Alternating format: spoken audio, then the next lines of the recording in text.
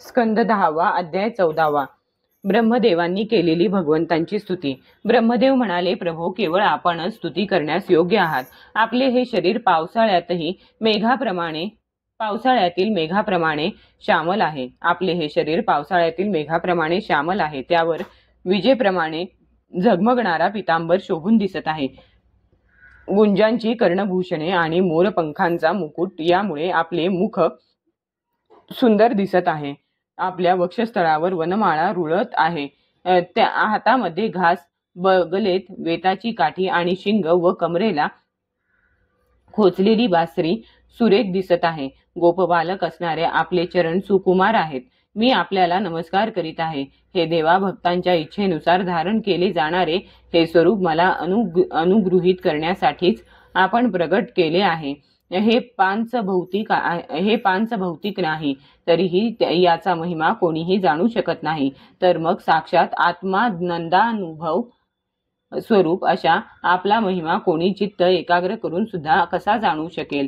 प्रभो, जे लोक ज्ञानप्राप्तीसाठी प्रयत्न न करता केवळ आपापल्या ठिकाणीच राहून संतांनी वर्णिलेल्या आपल्या कथांचे शरीराने, वाणीने आणि मनाने विनम्रपणे सेवन करतात, किंबहुना तेच आपले जीवन मानतात, त्यांनी त्रैलोक्यात अजिंक्य अशा आपल्याला बहुधा जिंकल्यासारखेच असते. हे भगवन, कल्याणाचा उगम असणारी आपली भक्ती सोडून जे लोक केवळ ज्ञानप्राप्तीसाठी श्रम करतात, त्यांना फक्त क्लेश हाती लागतात, अन्य काही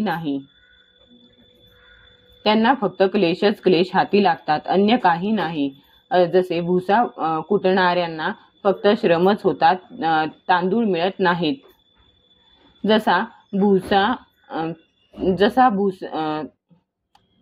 त्यांना फक्त क्लेश हाती लागतात, अन्य काही नाही. हे भगवन, कल्याणाचा उगम करणारी आपली भक्ती सोडून जे लोक केवळ ज्ञानप्राप्तीसाठी श्रम करतात, त्यांना फक्त क्लेश हाती लागतात, अन्य काही नाही. जसे भुसा कुटणाऱ्यांना फक्त श्रमच होतात, तांदूळ मिळत नाहीत. हे अच्युता, हे अनंता, या लोकी पूर्वी सुद्धा पुष्कळ योगी होऊन गेले. जेव्हा त्यांनी आपली सर्व कर्मे आपल्याला समर्पित केली, तेव्हा त्या कर्मांनी व आपल्या कथाश्रवणाने त्यांना आपली भक्ती प्राप्त झाली. त्या भक्तीनेच आपल्या स्वरूपाचे ज्ञान प्राप्त करून घेऊन त्यांनी सहजपणे आपल्या परमपदाची प्राप्ती करून घेतली. हे अनंता, आपल्या निर्गुण स्वरूपाचा महिमा शुद्ध अंतःकरण असलेलेच जाणू शकतात. विशेष आकाराचा व रूपाचा त्याग करून आत्माकार अंतःकरण झाल्यावर स्वयंप्रकाश रूपाने विशेष आकाराचा व रूपाचा त्याग करून आत्माकार अंतःकरण झाल्यावर स्वयंप्रकाश रूपाने तो जाणता येते, एरवी नाही. ज्या सामर्थ्यवान पुरुषांनी पुष्कळ काळ परिश्रम करून पृथ्वीचे परमाणु, आकाशातील हिमगण व चमकणारी नक्षत्रे यांची सुद्धा गणती केली असेल, त्यांच्यापैकी सुद्धा असा कोण असू शकेल की जो जगाच्या कल्याणासाठीच अवतीर्ण झालेल्या सगुण स्वरूपाच्या आपल्या गुणांची गणती करू शकेल? म्हणून जो मनुष्य अत्यंत उत्सुकतेने आपल्या कृपेची वाट पाहत प्रारब्धानुसार प्राप्त होईल ते सुख किंवा दुःख भोगतो, तसेच काया वाचा मनाने स्वतःला आपल्याला समर्पित करून जीवन व्यतीत करतो, तोच मनुष्य आपल्या मोक्षपदाचा अधिकारी होतो. प्रभो, माझा नीचपणा तर पहा. आपण अनंत आदिपुरुष परमात्मा आहात आणि मोठमोठे मायावी सुद्धा आपल्या मायेच्या चक्रामध्ये आहेत. असे असूनही मी आपल्यावर आपली माया पसरून माझे ऐश्वर्य दाखविण्याची इच्छा प्रदर्शित केली. प्रभो, मी आपल्या समोर एक केवढा, अग्नीसमोर ठिणगीची काय गणती? हे भगवन, रजोगुणापासून उत्पन्न झाल्यामुळे मी आपल्याला ओळखले नाही, म्हणूनच मी स्वतःला आपल्यापासून वेगळा असा जगाचा स्वामी समजत होतो. मी अजन्मा जगतकर्ता आहे. या मायाकृत मोहाच्या घनदाट अंधाराने अंध होऊ लागलो होतो, म्हणून आपण मला आपला समजून क्षमा करावी. प्रकृत महत्त्व, अहंकार, आकाश, वायू, अग्नी, जल आणि पृथ्वीरूप आवरणाने घेरलेले हे ब्रह्मांड, हेच माझे अवघे 7 वित्तींचे शरीर कोणीकडे आणि जसे झरोख्यातून येणाऱ्या सूर्याच्या किरणांमध्ये असंख्य धुळीने कण उडताना दिसतात, त्याप्रमाणे ज्यांच्या एकेका रोमातून अशी अगणित ब्रह्मांडे निर्माण होतात, त्या आपला महिमा कोणीकडे हे परमात्मन बाळ जेव्हा मातेच्या पोटात असते तेव्हा लाथा मारते, परंतु तो मातेचा अपराध ठरतो काय आहे आणि नाही या शब्दांनी सांगितली जाणारी अशी कोणती वस्तू आहे की जी आपल्या उदरात नाही. वेद म्हणतात की ज्यावेळी तिन्ही लोक प्रलयकालीन पाण्यामध्ये लीन झालेले होते त्यावेळी त्या पाण्यात असलेल्या श्री नारायणांच्या नाभी कमलापासून ब्रह्मदेवाचा जन्म झाला. त्यांचे हे म्हणणे मुळीच असत्य नाही. तर मग प्रभो, आपणच सांगा, मी आपला पुत्र नाही काय? ज्यांच्यापासून माझा जन्म झाला ते नारायण आपणच नव्हे का? आपणच नारायण, कारण सर्व जीवांचे आत्मा म्हणून आपण नारायण कारण सर्व जीवांचे आत्मा आपणच नारायण, कारण सर्व जीवांचे आत्मा म्हणून आपण नारायण. नार जीव समूह आणि अनय आणि अयन आश्रय आहात. नार जीवसमूह आणि अयन आश्रय आहात.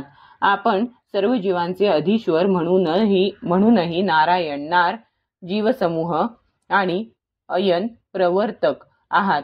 सर्व लोकांचे साक्षी म्हणून सुद्धा नारायण, नार जीवसमूह आणि अयन जाणणारे आहात. नरापासून उत्पन्न होणाऱ्या पाण्यात निवास करीत असल्या कारणाने ज्यांना आपण नारायण, नार, जल आणि अयन निवासस्थान म्हटले जाते ते सुद्धा आपले एक अंशच आहेत.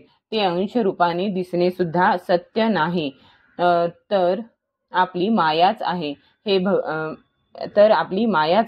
भगवन जर आपले ते नारायण स्वरूप खरे व पाण्यातच असते तर त्याच वेळी मला कसे दिसले नसते, आणि मी तपश्चर्या केली त्याच वेळी माझ्या हृदयात त्याचे दर्शन कसे झाले, आणि काही क्षणातच ते पुन्हा अंतर्धान कसे पावले. हे मायेचा नाश करणाऱ्या प्रभो, आता याच अवतारात आपण हे बाहेर दिसणारे सारे जग आपल्या पोटातच मातेला दाखविले. यावरून हे संपूर्ण विश्व आपली माया आहे हेच सिद्ध होते. जर आपल्यासह हे संपूर्ण विश्व जसे बाहेर दिसते तसेच आपल्या उदरात सुद्धा दिसले तर हे सर्व मायेविनाच घडले काय? आज आपण माझ्या समोर आपल्या व्यतिरिक्त या विश्वाला आपल्या मायेचा खेळ दाखविला नाही काय? प्रथम आपण एकटेच होतात, नंतर सर्व गोपाळ, वासरे, काठ्या, शिंकी सुद्धा आपणच झालात. त्यानंतर ती सर्व रूपे चतुर्भुज झाली आणि माझ्यासह सर्व तत्वे त्यांची सेवा करू लागली. निरनिराळ्या तितक्याच ब्रह्मांडांचे रूप आपण धारण केले होते, परंतु आता मात्र आपणच अपरिमित अद्वितीय ब्रह्मरूपाने राहिला आहात. अजाणतेपणामुळे जे लोक आपल्या स्वरूपाला जाणत नाहीत त्यांना आपण प्रकृतीमध्ये असलेल्या जीवाच्या रूपाने भासता आणि त्यांच्यावर आपल्या मायेचा पडदा टाकून सृष्टी निर्मितीच्या वेळी माझ्या ब्रह्मारूपाने पालन करते वेळी आपल्या विष्णू रूपाने आणि संहाराच्या वेळी रुद्राच्या रूपाने प्रतीत होता. हे विश्वनिर्मात्या प्रभो, अजन्मा असूनही आपण देवता, ऋषी, मनुष्य, पशु, पक्षी, जलचर इत्यादी योनींमध्ये अवतार ग्रहण करता. तो दुष्ट पुरुषांची घमेंड नाहीशी करण्यासाठी आणि सत्पुरुषांवर कृपा करण्यासाठी. भगवन, आपण अनंत परमात्मा आणि योगेश्वर आहात. ज्यावेळी आपण आपल्या योगमायेचा विस्तार करून लीला करू लागता त्यावेळी त्रैलोक्यात असा कोण आहे की जो आपली लीला कोठे, कशासाठी, केव्हा आणि किती असते ते जाणू शकेल? म्हणून हे संपूर्ण जग स्वप्नाप्रमाणे असत्य, अज्ञान रूप आणि दुःखच दुःख देणारे आहे.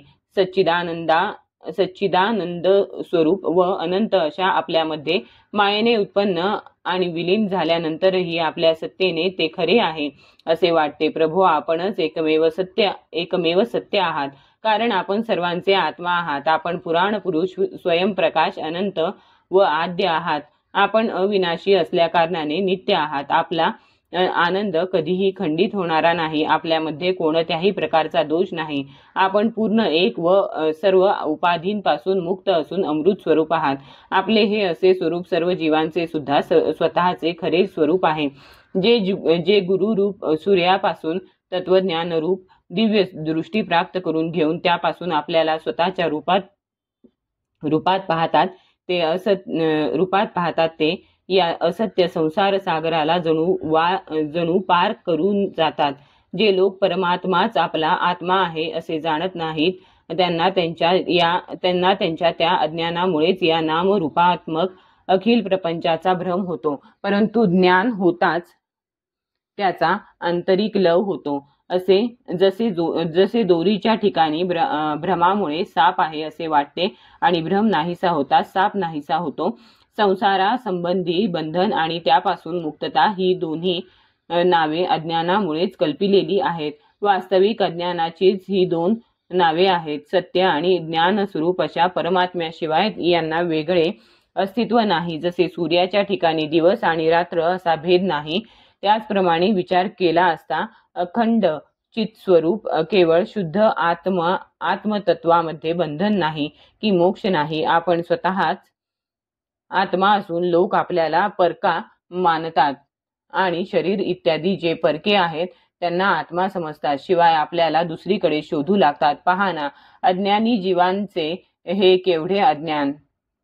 हे अनंता ज्ञानी लोक आपल्या व्यतिरिक्त जे काही प्रतीत होते त्याचा त्याग करी स्वतःच्या शरीरातच आपला शोध घेतात. कारण जरी दोरीमध्ये साप नसला तरी सुद्धा जाणवणारा तो साप खोटा आहे असा निश्चय केल्याशिवाय विचारी मनुष्य खऱ्या दोरीला कसे जाणू शकेल. हे भगवंता, आपल्या चरणकमलांचा थोडासाही कृपाप्रसाद मिळालेला मनुष्यच आपल्या महिम्याचे रहस्य जाणू शकतो. दुसरा कोणीही पुष्कळ काळपर्यंत ते शोधत राहिला तरी जाणू शकत नाही. म्हणून हे नाथ, मला या जन्मामध्ये किंवा कोणत्याही पशुपक्षी इत्यादींच्या जन्मामध्ये सुद्धा असे सौभाग्य प्राप्त होऊ की मी आपल्या दासांपैकी एखादा दास होऊन आपल्या चरणकमलांची सेवा करावी. हे प्रभो, आजपर्यंत जगात केलेले मोठमोठे यज्ञ आपल्याला तृप्त करू शकले नाहीत. म्हणूनच की काय, आपण वासरे आणि बालक होऊन वज्रातील गायी आणि गवळणींची दूध रूप अमृत गायी आणि गवळणींचे दूध रूप अमृत मोठ्या आवडीने प्यालात. खरेच त्यांचे केवढे हे भाग्य. अहो नंद इत्यादी वज्रवासी गोप धन्य होत. केवढे त्यांचे भाग्य. कारण परमानंद स्वरूप सनातन पूर्ण ब्रह्म असे आपण त्यांचे संबंधी आहात. हे अच्युता, या वज्रवासियांच्या भाग्याचा महिमा लांबच राहो. मन इत्यादी 11 इंद्रियांच्या देवतांच्या रूपाने राहणारे महादेवादी आम्ही सुद्धा अतिशय भाग्यवान आहोत. कारण या वज्रवासियांच्या मन इत्यादी इंद्रियांचे पेले करून आम्ही आपल्या चरणकमलांच्या अमृतापेक्षाही गोड, मदिरेपेक्षाही मादक मधुर अशा मकरंदाचे वारंवार पान करीत आहोत. प्रभो, या वज्रभूमीतील कोणत्याही वनामध्ये आणि विशेष करून गोकुळामध्ये कोणत्याही योनीमध्ये आमचा जन्म होवो, ती आमच्यासाठी मोठी भाग्याचीच गोष्ट ठरेल. कारण इथे जन्म झाल्यावर आपल्या कोणत्या ना कोणत्या तरी भक्ताच्या चरणांची धूळ आमच्यावर पडेलच की जी वेद सुद्धा अनादी कालापासून आजपर्यंत धुंडीतच आहेत.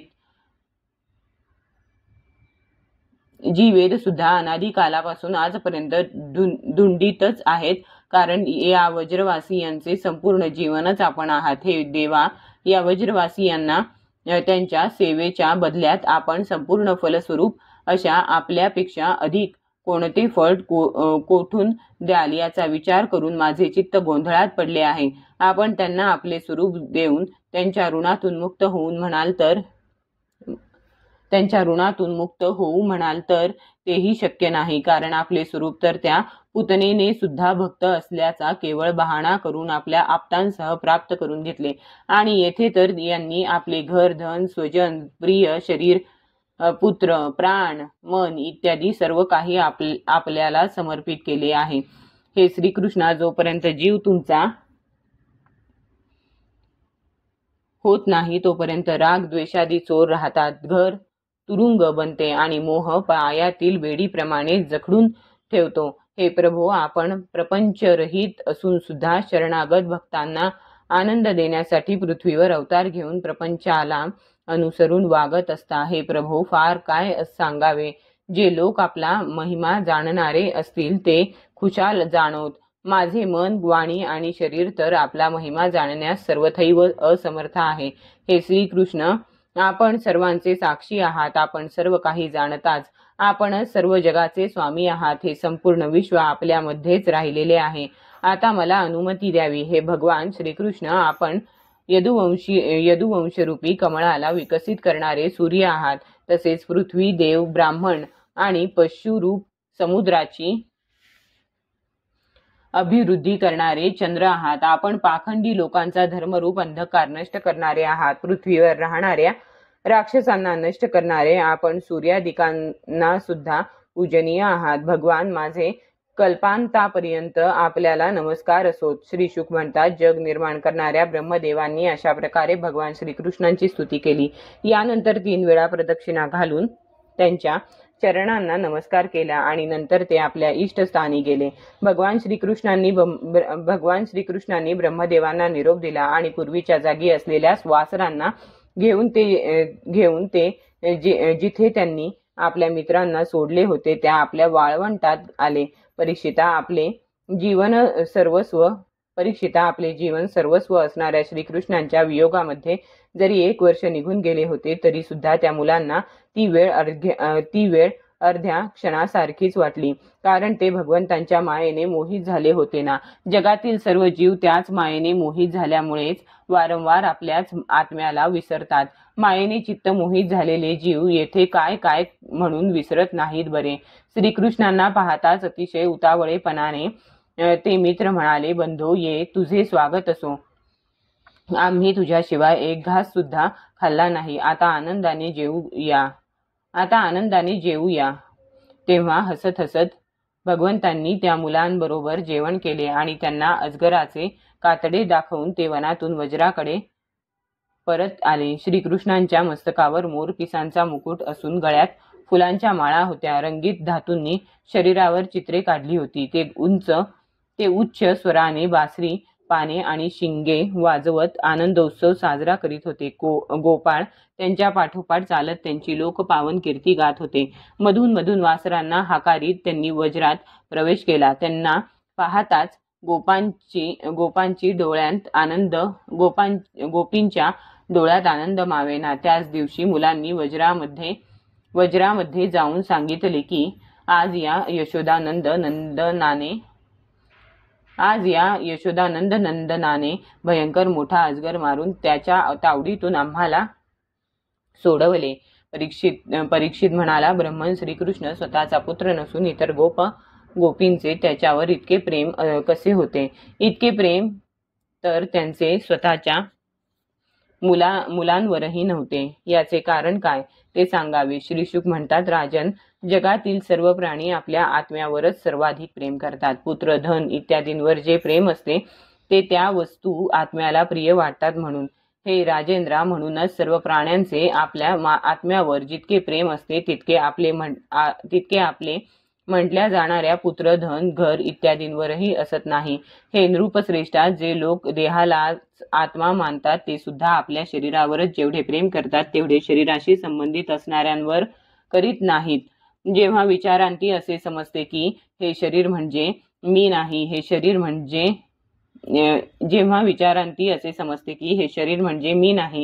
शरीर माझे आहे, तेव्हा या शरीरावर सुद्धा आत्म्या इतके प्रेम राहत नाही. म्हणूनच तर देह आसन्न मरण झाल्यावर सुद्धा जगण्याची आशा प्रबळ असतेच.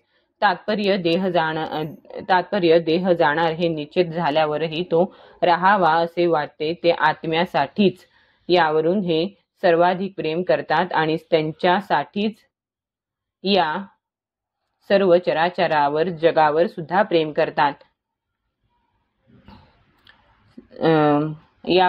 यावरून हे सिद्ध होते की सर्व प्राणी आपल्या आत्म्यावरच सर्वाधिक प्रेम करतात आणि त्याच्यासाठीच या सर्व चराचर जगावर सुद्धा प्रेम करतात. या श्रीकृष्णांनाच तू सर्व आत्म्यांचा आत्मा समज. जगाच्या कल्याणासाठीच मायेचा आश्रय घेऊन ते येथे देह धारण करणाऱ्यासारखे वाटतात.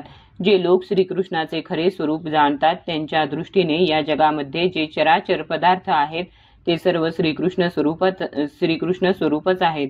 त्यांच्या व्यतिरिक्त दुसरी कोणतीच वस्तू नाही. सर्व वस्तू आपल्या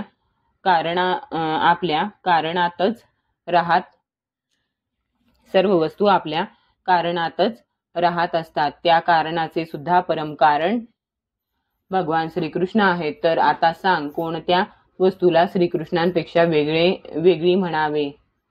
सत्पुरुषांचे सर्वस्व असणाऱ्या पुण्यकीर्ती मुरारींच्या पदपल्लव रूपी नौकेचा ज्यांनी आश्रय घेतला त्यांच्या दृष्टीने हा भवसागर वासराच्या खुराने पडलेल्या खड्ड्यातील पाण्या एवढा आहे. त्यांना परमपदाची प्राप्ती खात्रीने होते आणि संकटांचे निवासस्थान अशा या संसारात यावे लागत नाही. तू मला विचारले होतेस की भगवंतांनी 5व्या वर्षी केलेली लीला बालगोपालांनी 6व्या वर्षी कशी सांगितली. त्याचे हे सर्व रहस्य मी तुला सांगितले. भगवान श्रीकृष्णांनी बालगोपालांबरोबर केलेला वनविहार, अघासुराचा वध, हिरवळीवरचे जेवण, वासरे व गोपाळांचे अलौकिक चिदविलास रूप आणि ब्रह्मदेवांनी केलेली ही श्रेष्ठ स्तुती, हे सर्व जो मनुष्य ऐकतो आणि कथन करतो त्याला सर्व पुरुषार्थाची प्राप्ती होते. अशा प्रकारे श्रीकृष्ण आणि बलराम यांनी कुमार अवस्थेला अनुरूप असे लपंडाव, सेतुबंधन, वानरांप्रमाणे उड्या मारणे इत्यादी अनेक खेळ खेळत आपली कुमार अवस्था वज्रामध्येच संपविली. अध्याय 14वा समाप्त.